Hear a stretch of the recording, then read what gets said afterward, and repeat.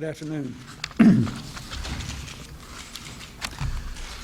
Today, the Congress is considering a bill I find objectionable because, once again, it requires acceptance of the congressional Republican budget as a condition of reopening the government. Let me repeat, holding the government, the federal employees, and the millions of Americans who depend upon them hostage to the congressional Republican budget is not the way to do this work. And it won't work, because I will still veto any bill that requires crippling cuts in Medicare, weakens the environment, reduces educational opportunity, or raises taxes on working families. I have proposed a plan to balance the budget without undermining Medicare and Medicaid, education, the environment, or working families' incomes. If I were to sign their 7-year plan, in effect, I would be approving these cuts. I won't do that because I believe it would be bad for America. We must balance the budget in a way that doesn't weaken our economy or violate our values, including providing the opportunity for Americans to make the most of their own lives, helping families to grow stronger and to stay together, strengthening our communities and our country. Congress should act responsibly and pass a straightforward legislation to open the government and enable it to meet its financial obligations. They should do it right now. That's what Congresses in the past have done, and that's what this Congress did last September. The American people should not be held hostage anymore to the Republican budget priorities. So today I am sending Congress straightforward legislation that would reopen the government without delay and without enacting into law the Republican budget. We have to get to work on this in a serious way. I will work with Congress in good faith to balance the budget. But I want to do it in a way that is good for America. It is not the fault of the federal employees or the millions of Americans who depend upon them that Congress did not pass a budget for this fiscal year by October 1st as required by its own laws. And it's time for the Republicans in Congress to stop punishing them for that. This is a new experience for our country. Congress has never before shut the government down for an extended period of time. I'm determined to do what I can to reduce the damage to our people. I'm especially concerned that every day 28,000 people apply for Social Security benefits, 10,000 people seek to enroll in Medicare, 7,500 veterans make claims for benefits they are owed. I asked the Social Security Administration and the Department of Veterans Affairs to examine their operations and see if there are necessary services that can lawfully be provided to the public. As a result of this request, this coming Monday, the Social Security Administration and the VA will recall to work additional staff to process applications and claims. If the government shutdown continues to prevent action to accept applications for Medicare, Social Security, and veterans benefits made by seniors and veterans, this backlog would be so great that service to these citizens would not return to normal for months to come. Our elderly and veterans deserve better, and I believe we are permitted to do better under the law. Finally, let me say again, let us reopen the budget, the government. Let's reopen the government, and then get down to the business of balancing the budget in the right way. Mr. President, the Speaker has complained about the treatment that he and the other Republican leaders received aboard Air Force One on the flight to and from Israel. Is there any reason that he was treated as shabbily as he says he was, and is that reason for him to have put forward a tougher CR than would have normally been the case? Let me first of all say, when on short notice the Speaker and Senator Dole, Senator Daschle, and Leader Gebhardt, two former presidents, two former secretaries of state, and 40 members of Congress of both parties, when all of them agreed to go to Israel to Prime Minister Rabin's funeral, I was very grateful. It was a good thing for Israel, for the Middle East peace process, and for the United States. And I was deeply appreciative of that, and I told them that on the plane flight going to and from Israel repeatedly. Now, as to your question about whether that is a reason, I don't know, but you know, it seems to be in the atmosphere these days in Washington that we are connecting things together that don't properly belong together.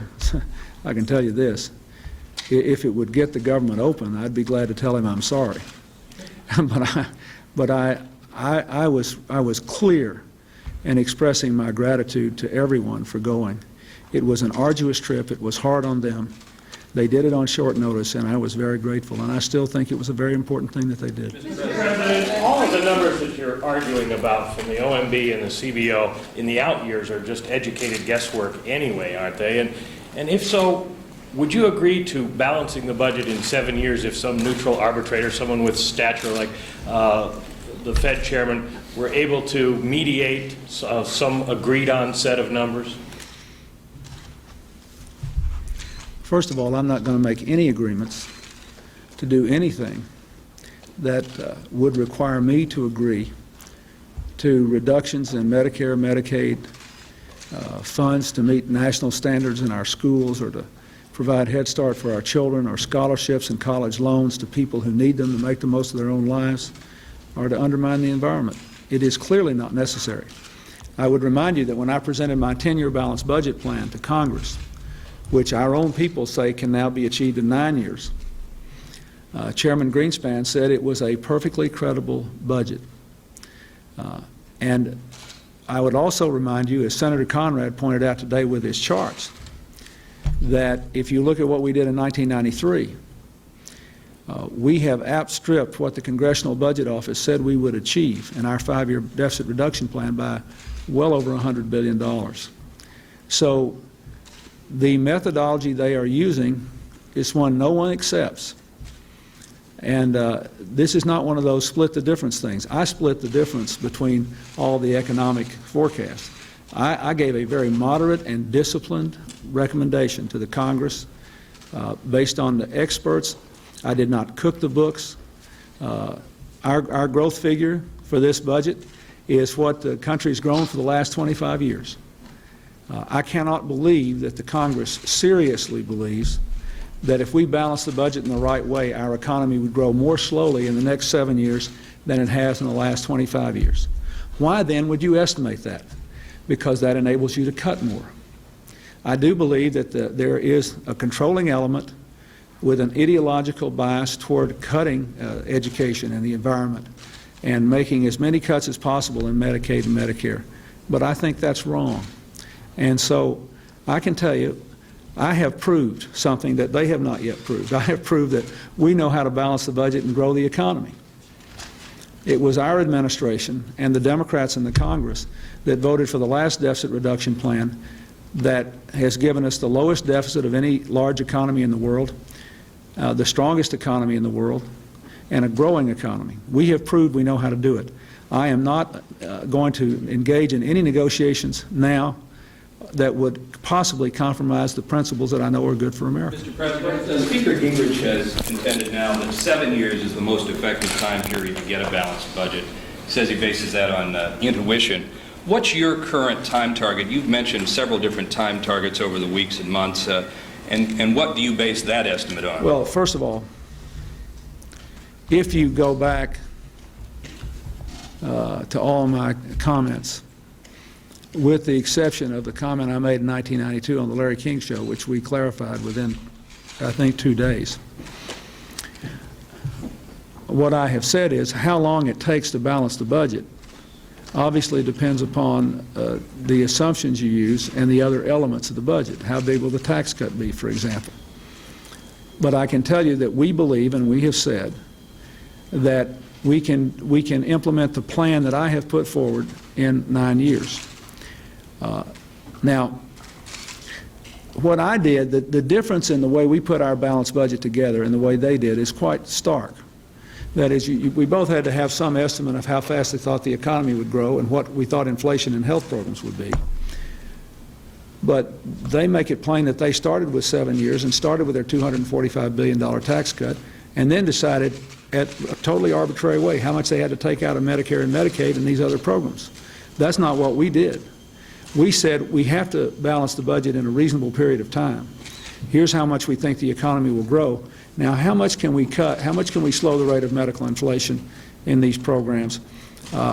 What can we cut? How can we continue to cut these hundreds and hundreds of programs like we've been cutting for 3 years and still have the investments left we need in educational opportunity, in the environment, in technology, in research, and in the healthcare programs? That's how we did it. So we think we balanced the budget consistent with our values and our economic interest instead of the other way around. And therefore, and when I entered into these negotiations, that's the way I'll discuss it. There is no magic timeline. You know, if we had 3% growth, the budget would be balanced more quickly than any of us calculate.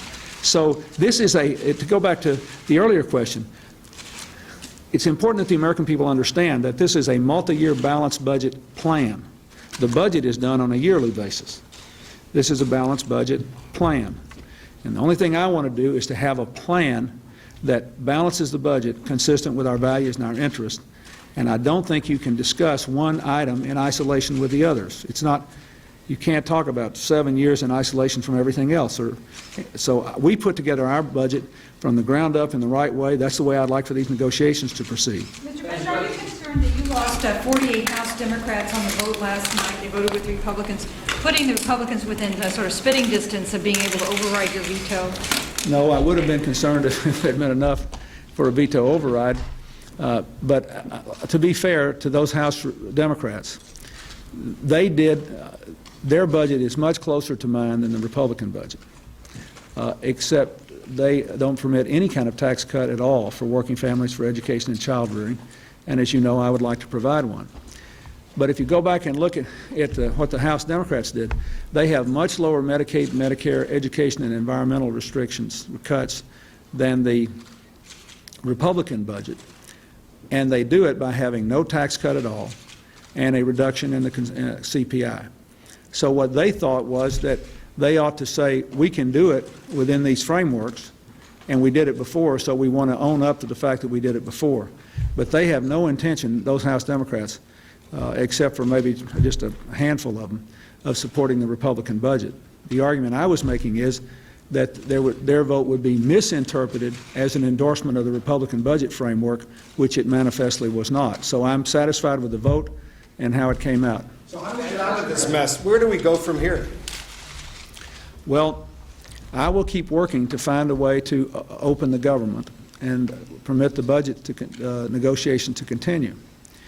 But the American people just need to know, the federal employees need to know, that I believe I would be remiss in agreeing, in effect, to the Republican budget plan as a condition of reopening the government. Now, look, I have demonstrated I want to balance the budget. I have demonstrated I'm committed to deficit reduction. We endured a withering array of criticism from the House Republicans from which they benefited in '93 and '94 when they claimed we were going to bring on a recession. And we proved we could reduce the deficit and grow the economy. So I will deal with them in good faith. But I cannot agree on the front end to their budget framework when I know what it really means is big cuts in Medicare, Medicaid, educational opportunity, and the environment. I can't do that. Now, we will keep working with them in every way we know how, but I'm not going to be pushed into that position because someone has to stand up here for what's right for America instead of for this exercise of political power. So you're saying that there's no room for any compromise on your part, that there's no flexibility? I mean, usually in negotiations... No, I didn't say that. I didn't say that. There are many elements in this budget which are variable. What I did say was, and what I will say again, is that I don't propose to negotiate away 60 to 70% of the budget simply to get a continuing resolution to reopen the government. And that's what all this is about, an attempt to get the President to negotiate away a majority of what could be the basis for compromise. If I ask you to compromise with me, and then you say, I will compromise with you, but only if you give me 60% of what I want on the front end. Then we sit down and we say, okay, let's split the difference. That's a good compromise. You split the difference between 40%, you wind up with 80%, I wind up with 20%. That's what this resolution is all about, and no one should be confused by it. And if we did it, it would be bad for America. I will not do something I know is bad for our country. That is my responsibility, to try to make sure that all the interests of the country are furthered. Do you have anything to say, sir, about the acquittal of Billy Dale? I do. First of all, I think it's clear that there were some problems in the way the travel office was run, but there were also clearly some serious problems in the way it was handled by the White House. And all of you will remember we issued quite a self-critical report on how it was handled. And in light of that, I'm very sorry about what Mr. Dale had to go through, and I wish him well. And I hope that now he'll be able to get on with his life and let's put this behind him. What about relations with Japan in the aftermath of your forcing yourself to cancel the visit to the APEC conference, then the state visit to Tokyo? Well, I want to reschedule the trip and take it as soon as I can, because the Japanese-United States relationship is very important. We've had a big increase in our exports to Japan. We've negotiated 15 trade agreements with them, and in each one of these trade agreement areas, we've had an even bigger increase in our exports. We're making progress in our economic relationship. They are going through some tough times. If they weren't having some tough times, some of the things that we went through, frankly, back in the 80s with their financial system, we'd even be doing better because they'd be doing better. We've had some issues to deal with in our security relationship, but it's still fundamentally strong. And I have the greatest respect for the nation and for its people, and I think all of us know that a strong U.S.-Japan relationship is critical for the world as we move into the 21st century. So I called Prime Minister Murayama. We had a very good talk. I have already talked to two of the other APEC leaders, President Kim of South Korea and President Suharto of Indonesia. I expect at least to talk to the President of China and perhaps some others before the meeting. The Vice President is going to the meeting, and then we'll have a bilateral meeting with Prime Minister Murayama. So we're determined to keep this relationship on track. I assured him that my absence from Japan has nothing to do with our relationship or my importance, the importance to which I attach to it. So I think we'll be fine, but we need to, when you say you're going to go visit your neighbor and you have to cancel the visit, you have to reschedule and show up, and I intend to do it. Thank you. The government should reimburse Mr. Dale, Mr. President.